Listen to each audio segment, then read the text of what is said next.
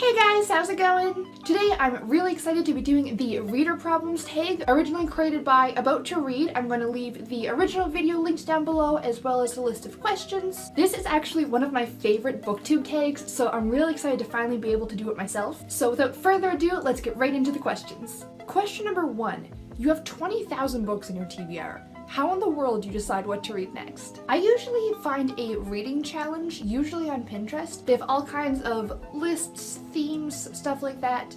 So I usually pick one of those and use that guide to pick my next 10 or so books. Or if there's a readathon going on, I just kind of jump into one of those and go from there.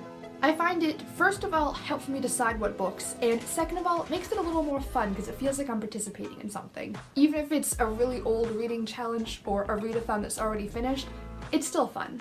Question number 2. You're halfway through a book and just not loving it. Do you quit or are you committed? I hate DNFing books, especially if I've already put time into it.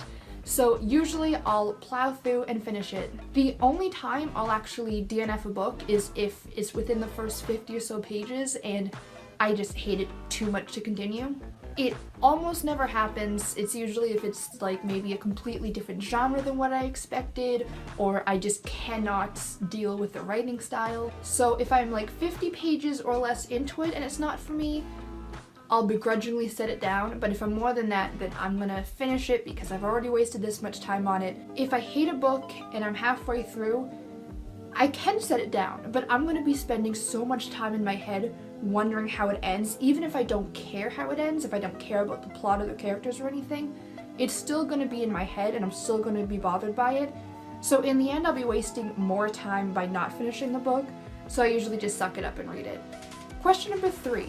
The end of the year is coming and you're so close but so far away from your Goodreads reading challenge. Do you try to catch up and how? If I was only a couple books away, maybe I'd stay up later some nights and try to get a few more books in, but otherwise I would just keep reading what I feel like reading, and if I don't hit it, I don't hit it. Although, that being said, I am the kind of person who checks up on my goals frequently, so I would have been checking every month if I was still on track to. So if I wasn't gonna hit it, I would have had heads up and already either come to terms with it or found a way to fix it. Question number 4. The covers of a series you love do not match. How do you cope? Now, I try very hard to avoid this. It drives me crazy. I do have some series where some of them are paperback and some of them are hardcover, which bothers me, but I can deal with it. But if the covers are completely different, then I'll probably try to find a cheap copy and replace whichever ones don't match. Question number 5. Everyone and their mother loves a book that you really don't like.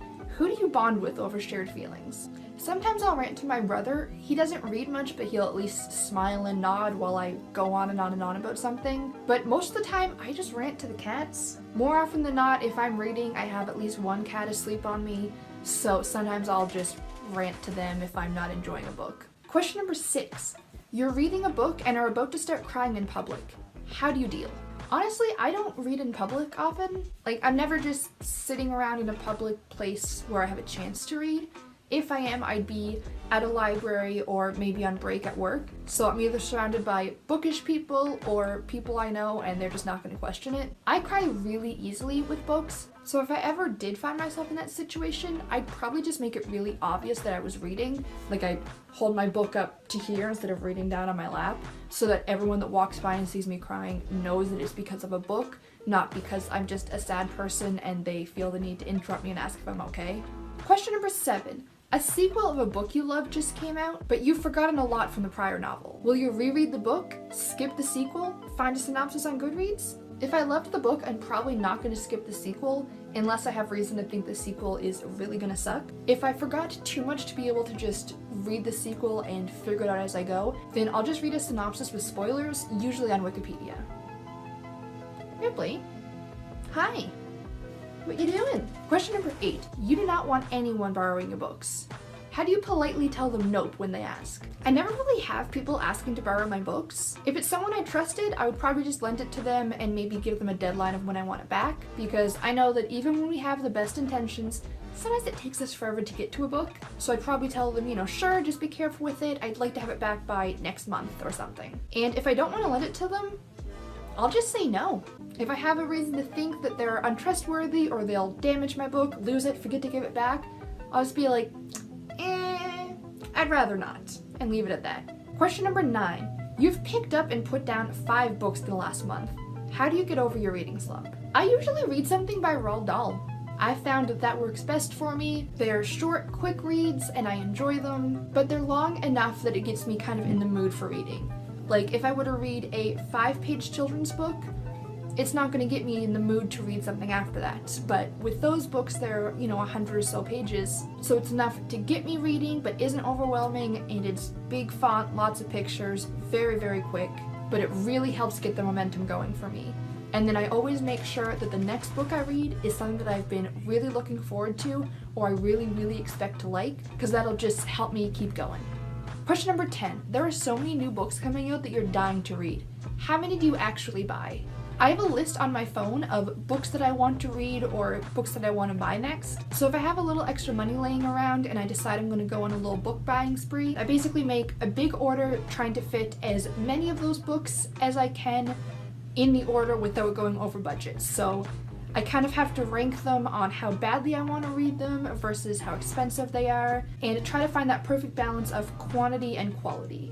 And question number 11. After you've bought the new books you can't wait to get to, how long do they sit on your shelf before you get to them? I guess it depends. Some I'll read right away after I finish my current read, some I wait until I finish other books first, some books I'll save for a particular readathon that I know is coming up, or maybe a specific season. If it's part of a series, I usually wait until I have more books of the series so I don't have to wait as long in between books. And sometimes I buy a book just because it sounds interesting, but it's not at the top of my list. So for those ones, I just get to them whenever I get to them.